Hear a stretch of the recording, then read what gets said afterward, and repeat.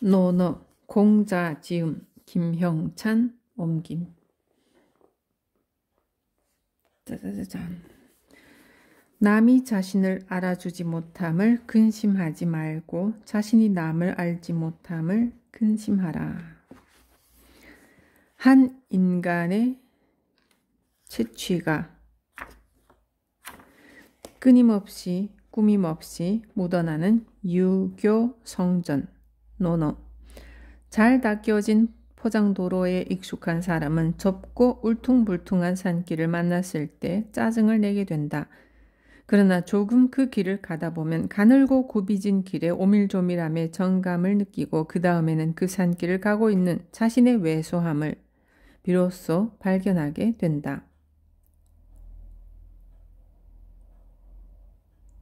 논어는 바로 그런 산길이다. 동양의 고전 중 가장 많이 읽혀왔고 지금 이 순간에도 많은 사람들이 읽고 있을 논어는 그렇게 정돈되지 않은 길이며 또한 정감과 위압감을 동시에 주는 책이다.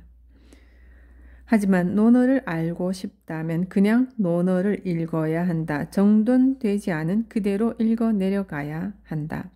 왜냐하면 논어는 바로 인간 공자이기 때문이다. 우아하고 정돈된 프리즘을 통해서는 인간 공자를 읽어낼 수 없다. 어느 책을 읽든 저자와의 대화가 아닌 것이 없겠지만은 이렇게 한 인간의 채취가 꾸밈없이 묻어나는 책은 드물다. 공자의 제자들이 스승의 언행을 정리한 것이라고는 하지만 공자의 말투가 그대로 살아있는 듯한 이 책은 단번에 체계를 갖추어 만들어진 것도 아니다.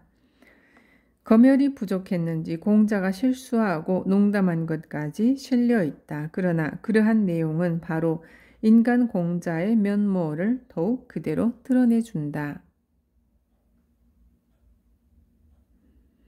다시 한번 말하지만 논어는 그냥 논어를 읽어야 한다. 그냥 읽으며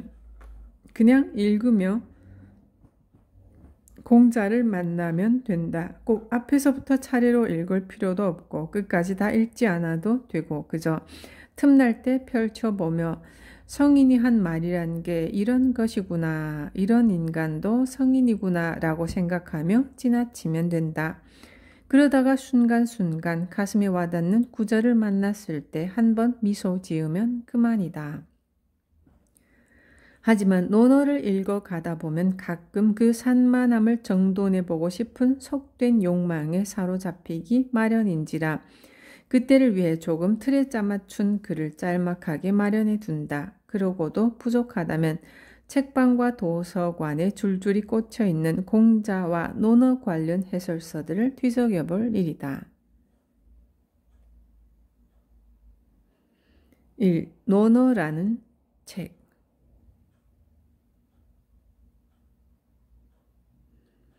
논어란 공자와 그 제자들이 세상 사는 이치나 교육, 문화, 정치 등에 관한 논의를 한 이야기들을 모은 책이다. 그 안에는 공자의 혼잣말을 기록해 놓은 것도 있고 제자의 물음에 공자가 대답한 것, 그리고 제자들끼리 하던 이야기도 있다. 또한 제자 이외에 당대의 정치가들이나 은자들 또는 마을 사람들과 나눈 이야기도 기록되어 있다. 그래서 책 제목이 논어가 되었다고 한다. 공자와 그 제자들을 중심으로 하여 토론한 이야기라는 의미이다. 또 한편으로는 공자에 관해 남은 기록들을 제자들이 논의하여 정리한 이야기라는 의미로 보기도 한다. 제목의 의미는 어찌되었건 이 책이 현재까지 남아있는 자료 중 공자의 삶과 사상을 이해하는 데 가장 정확하고 귀중한 자료라는 데는 이견이 없다. 이 책은 공자의 체계적인 단독 저작도 아니고 제자들이 한 번에 정리하여 만든 것도 아니다. 논어라는 책 이름이 문헌에 처음 등장한 것이 한나라 때에 완성된 얘기인 것을 보면 논어가 적어도 그 이전에는 완성된 듯하다. 물론 그때의 논어가 지금 전해지는 것과 같은 모양을 갖추고 있었는지는 분명하지 않지만 완성된 형태는 아닐지라도 공자와 그의 제자들이 토론한 기록이 전해져 오며 몇 사람의 손을 거쳐 그때쯤에는 지금의 형태와 가깝게 만들어졌을 것이다. 여러 사람들의 손을 토론과 손길을 거쳐 만들어졌지만 적어도 전체 20편 중 10편이 먼저 만들어지고 뒤에 10편이 나중에 덧붙여졌을 것이라는데 크게 의의가 없는 듯하다. 그렇다고 해서 뒤에 10편이 완전히 새로 만들어진 것은 아니었으리라고 추측된다. 그것 역시 기존에 전해지던 자료를 정리해서 만들었다는 점에서는 앞의 10편과 다를 바가 없다. 다만 시대가 흐름에 따라 공자의 모습 그대로보다는 좀 더 미화되고 과장된 면이 있는 듯하다는 것이다. 그러고 보면 우리가 지금 논어라고 알고 있는 책의 저본이 되는 것도 여러 가지가 있을 법하다. 그 중에서도 가장 널리 알려진 것은 노론, 제론, 고론이라는 세 가지 판본이다. 노론과 제론은 각각 노나라와 제나라에서 전해지던 것이라 하고 고론은 공자의 옛집에서 발견되었다는 고문으로 된 논어이다. 그러나 이들의 판본도 온전히 전하는 것은 없고 지금 우리가 보는 논어의 모습은 후한의 정현에 의해 만들어졌다. 그는 노론을 바탕으로 하고 제론, 고론은 물론 당시에 전해지던 많은 자료를 섭렵하여 지금의 논어를 만들어냈다. 책의 성립 과정이 이러하다 보니 책의 구성은 산만하고 일정한 흐름도 잡히지 않는다. 그러나 처음에 편자 이래로 정현에 이르기까지 논어를 편찬한 사람들의 의도는 분명히 짐작할 수 있다. 그들은 공자의 사상을 체계화하기보다는 공자의 언행을 그대로 전달하고자 했다. 공자의 경지는 섣부른 편집이나 첨삭으로 이루어질 수 있는 일이 아니었고 그렇다고 위인전을 통해 전달될 수 있는 것도 아니었기 때문이다. 공자가 가르친 것은 바로 인격적으로 완성된 삶의 경지였고 그 경지는 공자의 인생을 통해서만 전달될 수 있는 것이었다. 이를 온전히 전달할 수 있는 방법은 공자의 언행을 그대로 전하는 방법뿐이라고 생각했을 것이다. 물론 그들이 하염없이 존경했던 스승을 조금이나마 미화하고자 했던 흔적은 지울 수 없지만 지금도 논어에는 공자의 풍모와 성격이 곳곳에 배어 있을 뿐 아니라 당시에 공자와 그의 제자들이 이야기하던 분위기와 말투까지도 그대로 살아있다.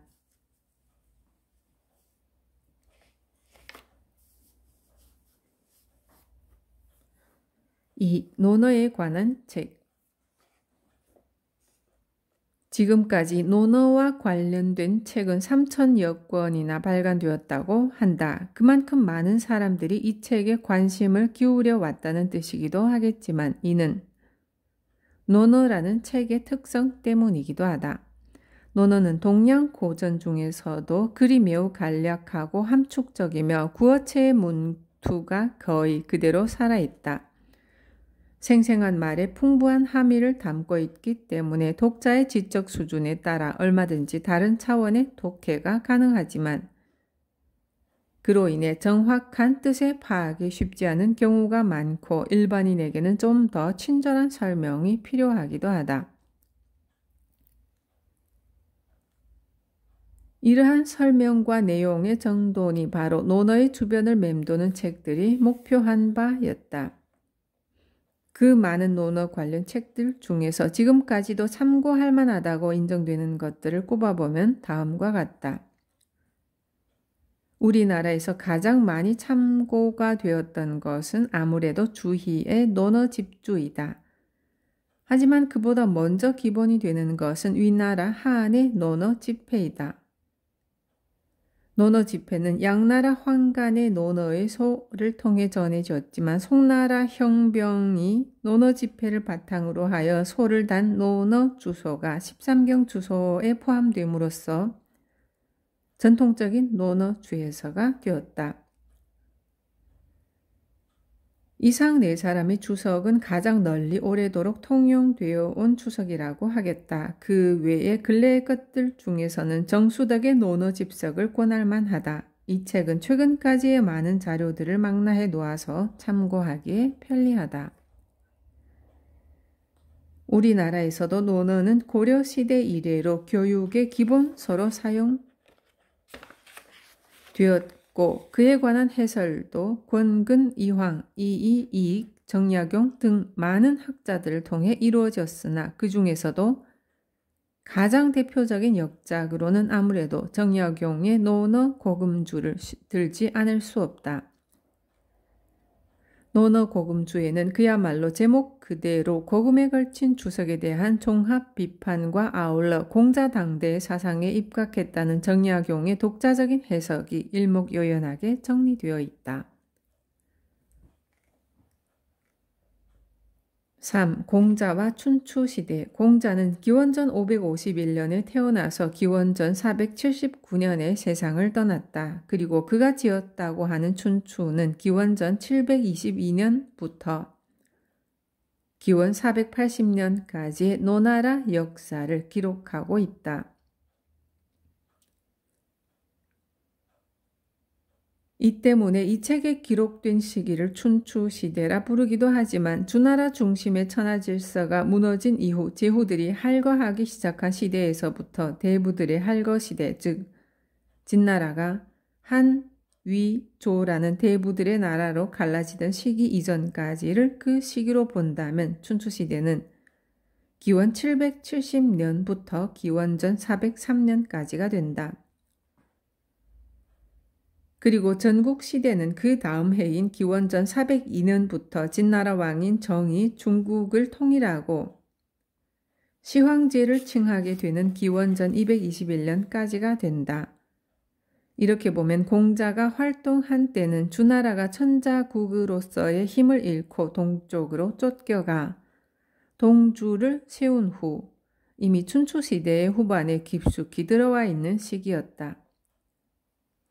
전설적인 성왕인 황제와 요순의 시대 우임금의 하나라, 탕임금의 은나라를 거쳐 중원을 차지한 무왕의 주나라에 이르면 왕과의 혈연 관계를 기반으로 하는 종법 질서의 봉건 체제가 자리를 잡는다. 물론 주나라는 공자가 극찬하듯이 완벽한 조화와 질서의 사회는 아니었을지라도 상대적으로 대국인 주나라를 천자국으로 하여 각 제후들 사이에 견제와 균형이 유지되는 시대였다. 그러나 세월이 흐를수록 혈연 관계로 맺어졌던 각국 제후의 자손들은 서로 소원해져 갔고 상호협력보다는 전쟁을 통한 국력 확장에 골몰했다. 급기야는 천자국인 주나라마저도 공격하여 주나라는 동쪽의 낙양으로 수도를 옮기게 되었다. 주나라가 동쪽으로 옮길 때 일부 제후들의 도움을 받아서 간신히 나라의 명맥을 유지할 수 있었기 때문에 주나라는 이미 천자국으로서의 권위를 잃고 말았다.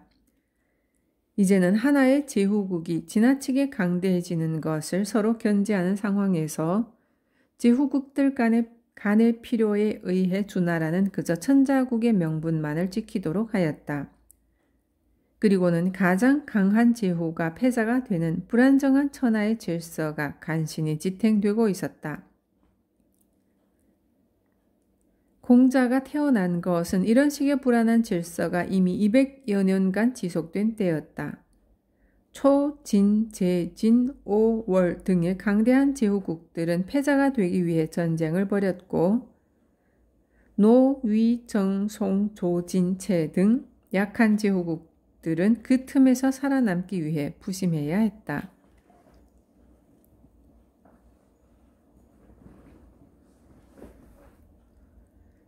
공자가 태어난 곳은 비교적 약소국에 속했던 노나라였다. 특히 노나라는 패자가 되려는 의지가 강했던 강대국 제나라의 옆에 붙어서 수시로 존립의 위협을 받고 있었다. 다만 노나라는 무왕을 도와 주나라의 천하통일과 문물제도 형성에 결정적인 역할을 한 주공이 봉해진 제후국이었기 때문에 약소국이었음에도 불구하고 다른 제후들이 함부로 합병을 시도할 수 없었다.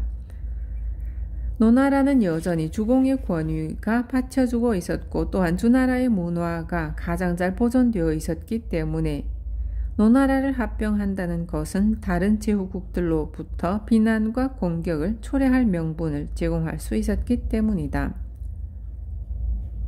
그러나 외부의 공격이 아니더라도 이제 나라의 상하 질서는 무너져갔고 제후국 내에서도 권력을 잡은 대부들이 국가를 좌우하기 시작했으며 심지어는 대부의 가신들이 반란을 일으키기도 했다. 논어에 수없이 등장하는 세대부의 집안, 즉 개손씨, 숙손씨, 맹손씨가 노나라를 좌우하다가 나중에는 개손씨의 가신인 양호에게 실권을 빼앗기게 된 것도 이러한 상황의 한 예일 뿐이었다.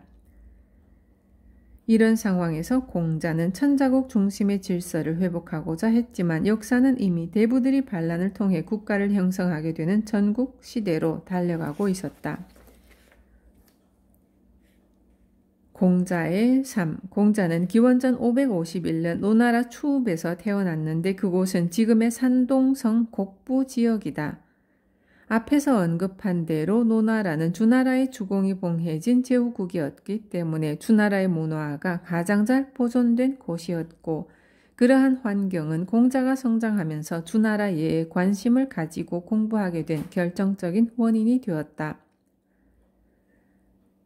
공자 자신의 집안 내력은 확실하지 않지만 60이 넘은 아버지 숙량흐른, 젊은 어머니 안징제 사이에서 야합으로 태어났다는 사기의 기록이 어느 정도 확실하다면 어쨌든 별달리 가문의 후광을 입을 처지가 아니었음은 분명하다. 더욱이 늙은 아버지는 일찍 세상을 떠났고 공자가 젊은 홀어머니를 모시며 가난한 살림을 꾸려가야 했기에 공자는 제대로 된 스승 밑에서 체계적인 공부를 할 기회도 갖지 못했다.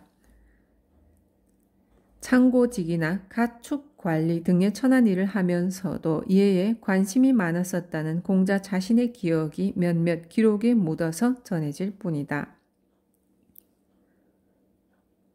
19세에 기관씨의 딸과 결혼을 했다고 하지만 부인에 관해서도 믿을 만한 기록은 보이지 않고 다만 자신보다 일찍 세상을 떠난 아들 리와 제자 공야장에게 시집 보낸 딸이 하나 있었다는 사실을 논어에서 찾아볼 수 있다.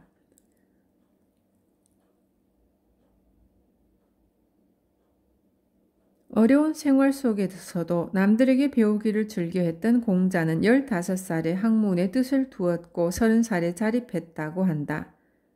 30살 무렵이면 이미 공자의 주위에는 많은 사람들이 모여들기 시작하는데 그의 행적을 보면 이미 15에 뜻을 둔 학문이라는 것이 단순히 옛 제도와 예법을 공부하여 사람들에게 전해주는 데서 그치는 것이 아니었음을 알 수 있다. 뒷날 그가 제후국들을 돌아다니며 뜻을 펼치려다가 양호나 환퇴 등으로 인하여 위험에 빠졌을 때 그는 자신이 세상에 도를 전할 사명을 받을 사람이기 때문에 사람들이 자신을 함부로 해칠 수 없을 것이라고 단언한다. 그가 뜻을 둔 학문이란 주나라 문화와 제도의 회복을 통하여 천하의 안정을 되찾는 것이었으며 그것이 바로 하늘이 자신에게 내려준 사명이라고 믿었던 것이다.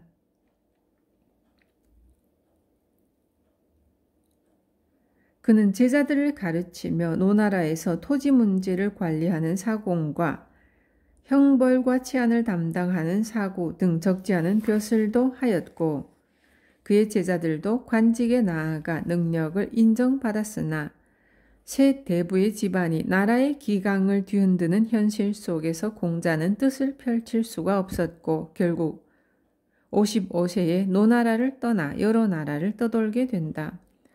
그는 여러 나라의 제후들을 만나 인과 예에 입각한 자신의 사상을 현실 정치 속에서 실현하고자 하였다. 그러나 생사가 걸린 세력 다툼이 끊이지 않는 상황에서 제후들은 공자의 고상한 생각을 받아들일 수 없었다. 이렇게 자신의 이상 실현을 위해 먼 길을 돌아다니는 과정에서 공자는 현실의 벽을 절감했고 몇 차례의 죽을 고비를 넘기기도 하였다.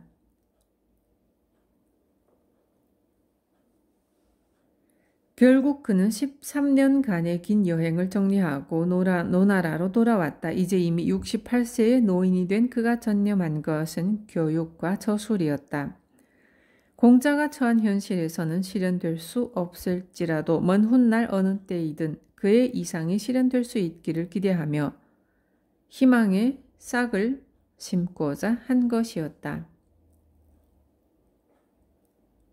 이제 공자는 실권은 없을지라도 노나라에서 명망 있는 원로로 대접받았고 그의 제자들은 미미한 자리나마 정치의 일선에 섰다. 공자는 이 시기에 제자들을 가르치며 시와 서, 역, 예, 악, 춘추 등의 이른바 육경을 편찬하였다고 한다. 그리고는 기원전 479년 73세의 나이로 일생을 마쳤다.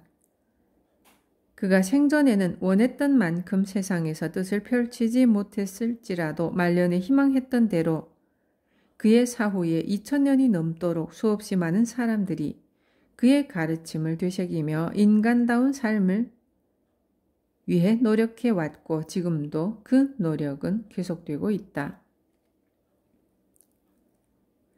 공자의 사상. 공자의 시대에는 예를 익히고 가르치는 지식인들이 있었다. 이들은 예에 관한 지식을 기반으로 하여 제후나 세도가들에게 교육, 문화, 정치 등에 관해 자문을 해주고 그 자녀들의 교육을 담당하기도 하며 그들로부터 경제적인 도움을 받았다. 공자도 이런 지식인들 중 하나였다. 그런데 그 중에서도 공자가 특별히 주목을 받는 이유는 예라는 번잡한 형식을 왜 따라야만 하는가에 대해 설득력 있는 철학적 의미를 찾아서 사람들에게 설명해 주었다는 데 있다. 그 이전까지는 대체로 예의 형식적인 면에만 치중했을 뿐 그 정신적 토대에 대해서는 사람들이 별달리 관심을 기울이지 않았기 때문이다. 공자가 제기한 예의 정신을 단적으로 이야기한다면 그것은 인이라고 할 수 있다. 인이란 논어에서 가장 중요하게 사용되는 개념이고 공자의 사상을 이야기할 때 대표적으로 거론되는 개념이므로 이렇게 이야기하는 것은 전혀 과장된 것이 아니다. 그러나 인의 내용을 알고자 한다면 문제는 간단치 않다.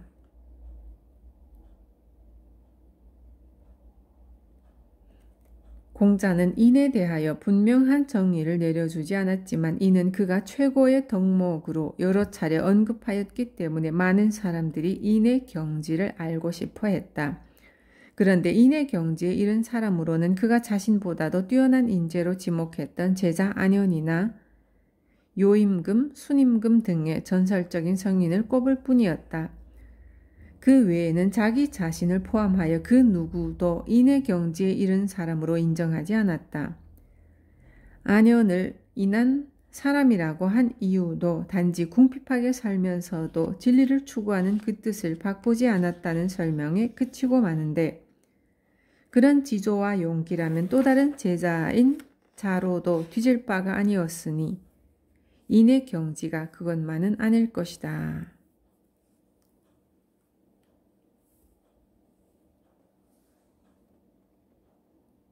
공자가 분명하게 인을 정의한 것은 제자인 번지의 질문에 대해 인이란 사람을 사랑하는 것이라고 한 것이다. 그 내용을 미루어 보자면 자기가 서고자 할 때 남을 먼저 세워주고 자기가 뜻을 이루고자 할 때 남이 먼저 이루도록 한다는 것이다. 이러한 인의 덕은 항상 겸손하게 말을 조심하며 이기적으로 욕구를 극복하고 예로 돌아가야 한다는 예의 형식으로 실현된다. 인이란 글자 그대로 두 사람이다. 즉 사람과 사람 사이의 관계를 뜻한다. 공자는 서로가 서로를 배려하는 사람들 사이에 가장 이상적인 관계를 통하여 사회의 안정을 추구했고 이를 상징하는 개념으로 인을 사용한 것이다. 그리고 얘를 통해 인의 실현을 이루려 하되 그러한 인의 사회를 이룰 수 있는 근거를 효라는 자연적 본성에서 찾았다. 공자는 누구나 자신의 부모를 잘 모시고 싶어하는 성품을 가지고 있다는데 착안하여 자식과 부모의 관계를 인간관계의 가장 바람직한 모델로 상정했다. 이러한 효도의 마음을 형제와 마을 사람 그리고 나라와 천하에까지 확충하여 나가는 것이 바로 인이라는 인간관계의 실현인 것이다. 그리고 그것은 물론 예라는 형식을 통하여 이루어진다.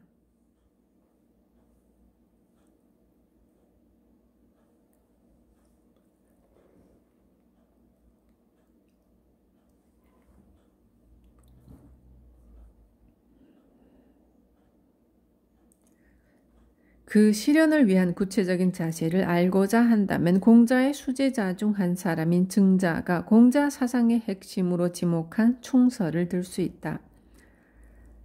주희의 풀이에 따르면 충이란 진심을 다하는 성실한 마음이고 서란 자신의 마음을 미루어서 타인이 바라는 바를 먼저 해주는 적극적인 태도이다. 공자는 이러한 자세로 타인과의 관계 속에서 자신의 역할에 충실할 것을 주장한다. 그것이 바로 공자의 정명론이다. 임금은 임금답게, 신하는 신하답게, 아버지는 아버지답게, 자식은 자식답게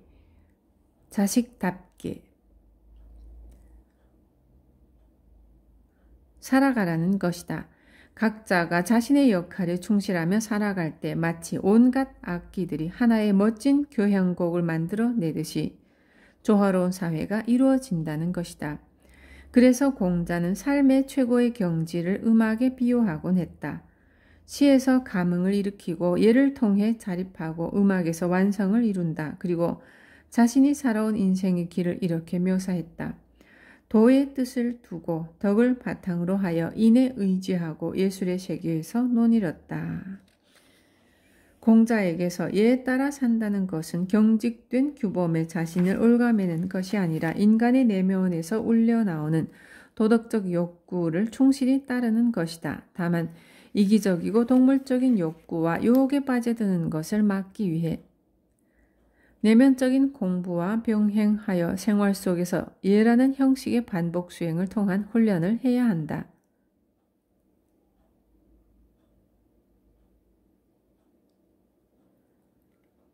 이러한 공부와 반복 수행을 통해 도달하는 것이 바로 음악과 같은 예술의 경지이고 그것이 공자가 꿈꾸었던 이상적 삶과 사회의 모습이다.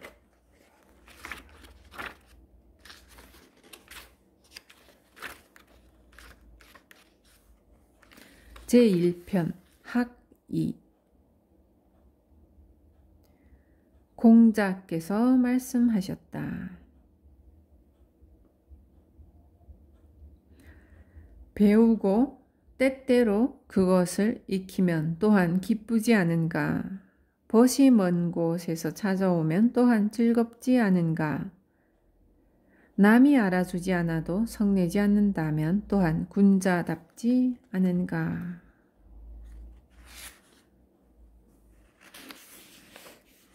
유자가 말했다. 그 사람됨이 부모에게 효도하고 어른에게 공경스러우면서 윗사람 해치기를 좋아하는 사람은 드물다. 윗사람 해치기를 좋아하지 않으면서 질서를 어지럽히기를 좋아하는 사람은 없다.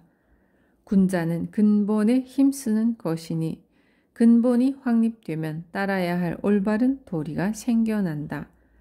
효도와 공경이라는 것은 바로 이런 인을 실천하는 근본이니라.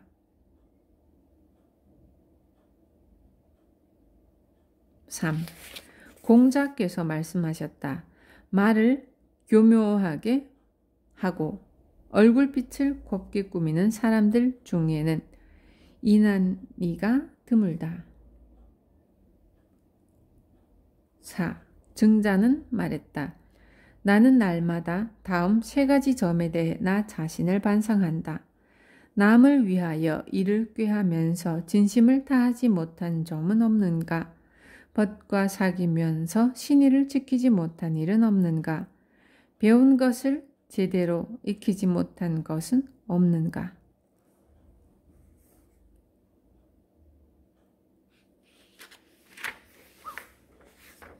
5. 공자께서 말씀하셨다.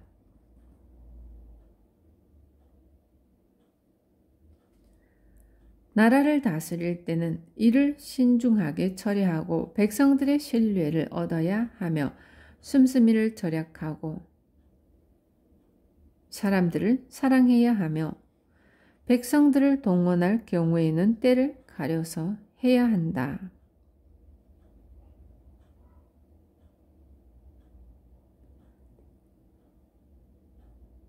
공자께서 말씀하셨다. 젊은이들은 집에 들어가서는 부모님께 효도하고 나가서는 어른들을 공경하며 말과 행동을 삼가하고 신의를 지키며 널리 사람들을 사랑하되 오진 사람과 가까이 지내야 한다. 이렇게 행하고서 남은 힘이 있으면 그 힘으로 글을 배우는 것이다.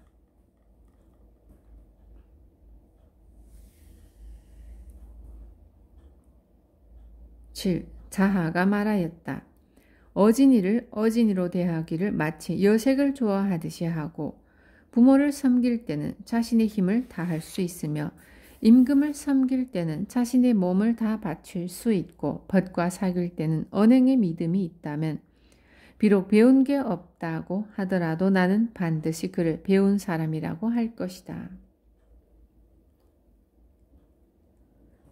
8. 공자께서 말씀하셨다. 군자가 신중하지 않으면 위험이 없으며 배워도 견고하지 않게 된다. 충실과 신의를 중시하고 자기보다 못한 자를 벗으로 사귀지 말며 잘못이 있으면 고치기를 꺼리지 말아야 한다. 9. 증자가 말하였다. 장례를 신중하게 치르고 먼 조상의 제사에도 정성을 다하면 백성들의 인정이 돈독해질 것이다.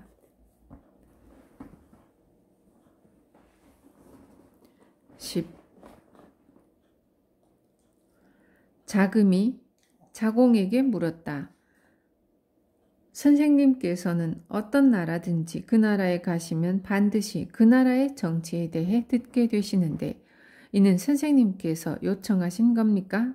그렇지 않으면 그 나라에서 자발적으로 자문을 구하는 것입니까? 자공이 말하였다.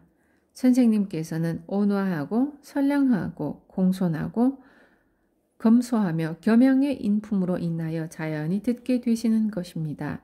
선생님께서 정치에 관심을 가지시는 것은 다른 사람들이 정치 권력에 가까이 하고자 하는 것과는 다릅니다.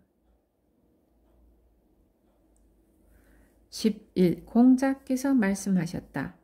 아버지께서 살아계실 경우에는 자식의 속마음을 살펴보고 아버지께서 돌아가신 후에는 자식의 행동을 살펴보아야 한다. 그리고 3년 동안 아버지께서 하시던 방법을 고치지 않아야 효도한다고 말할 수 있다. 유자가 말하였다. 예의 기능 중에는 화합이 중요하다. 옛 왕들의 도는 이것을 아름답다고 여겨서 작고 큰 일들에서 모두 이러한 이치를 따랐다. 그렇게 해도 세상에서 통하지 못하는 경우가 있는데 화합을 이루는 것이 좋은 줄 알고 화합을 이루되 예로서 절제하지 않는다면 또한 세상에서 통하지 못하는 것이다.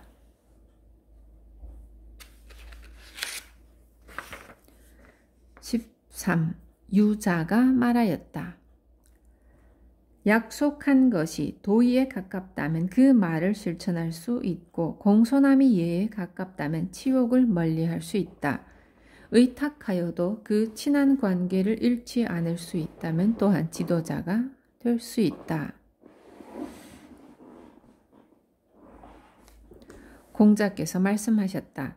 군자는 먹는 것에 대해 배부름을 추구하지 않고 거처하는 데 편안함을 추구하지 않는다. 또한 일하는 데 민첩하고 말하는 데는 신중하며 도의를 아는 사람에게 나아가 자신의 잘못을 바로잡는다. 이런 사람이라면 배우기를 좋아한다고 할 만하다. 자공이 말하였다. 가난하면서도 남에게 아첨하지 않고 부유하면서도 다른 사람에게 교만하지 않다면 어떻겠습니까? 공자께서 말씀하셨다. 그 정도면 괜찮은 사람이지. 그러나 가난하면서도 즐겁게 살고 부유하면서도 얘를 좋아하는 것만은 못하다. 자공이 말하였다. 시경에서 말하기를 칼로 자르듯 줄로 가는 듯 정으로 쪼는 듯 숫돌로 광을 내는 듯 하도다 라고 하였는데 이를 말씀하시는 것입니까? 공자께서 말씀하셨다. 사야, 비로소 더불어 시를 이야기할 만하구나.